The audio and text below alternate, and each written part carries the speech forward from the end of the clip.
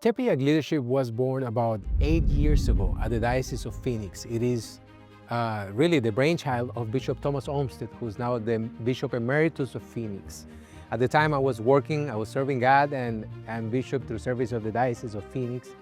And I was given the mission of starting a leadership development program for Catholic professionals at the Diocese of Phoenix. It was initially a project, an initiative that was for the faithful of the Diocese of Phoenix.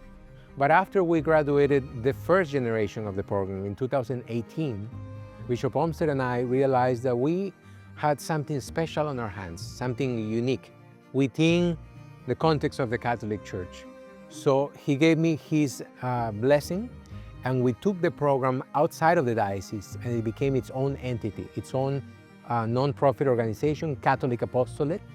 And we set out to share this formation, leadership development for Catholic professionals in the rest of the United States. We thought, well, we'll go one diocese at the time.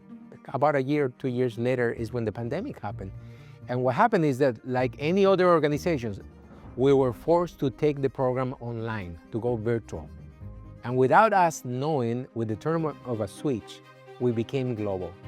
So suddenly we realized we could serve, we could train, we could offer our formation to Catholics in New York, in Miami, any part of the United States, and outside of the United States. We began to get participation from Canada, Mexico City, then from every continent now. And at this point, we have delivered our training and prepared, we call them Tepeyac leaders, in every continent. By June, we would have graduated the 400 mark of graduates from our program. The crisis in leadership really it has its origins in the fact that people still cannot quite define what leadership is. We cannot come to a consensus as to what leadership is. And leadership really is this thing which we all instinctively recognize, but we have a hard time defining. There's no consensus. In the business world, for example, when we think of leadership, what we're really thinking of is administration or management.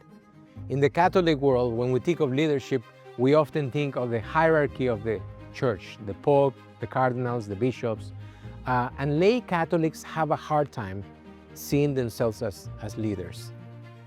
But we tell our students that because we're followers of Christ, we're all supposed to be leading others to Christ. So by virtue of our baptism, we're all called to lead. So what is leadership? At its essence, after 8 years now in this space, the space of leadership, I think I can define it with one word.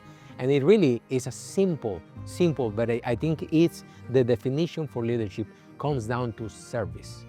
Leadership is service. And the way that I can prove that to you is that is precisely the way in which the ultimate leader of all times, Jesus Christ, led. He came to serve, not to be served. So if anyone out there feels, maybe I'm not called to be a leader, I don't know if I can be a leader, I often tell them, can you serve others? Because the minute that you are serving others, you are leading. I see a bright future for lay Catholic leadership, particularly because the unfortunate events that have taken place in the church over the past few decades, I'm talking about the scandals, the sex abuse scandals, and other unfortunate events, have damaged the reputation of the church, have damaged the credibility of the clergy. And we know that most of the clergy, the leaders of the church, are really holy men and women who are really doing the best to advance Christ's kingdom on earth. But some of the events that have taken place in the church over the past decade have damaged their reputation. And what that has caused is that people are now beginning to look at the laity as leaders. And leaders, lay people, are beginning to look at themselves and recognize that they always had a role in leadership. And that the role of the laity in leadership was never confined to the walls of the church. That the true lay Catholic leadership is really meant to be lived out in the world.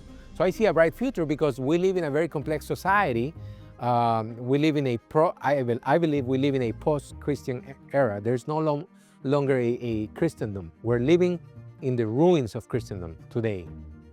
So at this point, the only thing we can do, because we are in the ruins, is rebuild.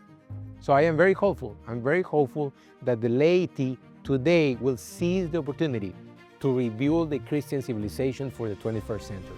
The only thing I would add is that what lay Catholics particularly should recognize when they hear the call to leadership is that the world that we live in makes it so that it's no longer optional. Every lay Catholic must lead, whether it is at home, at the office, at the workshop, wherever they are. They need to take on that responsibility of being the light of the world, salt of the earth.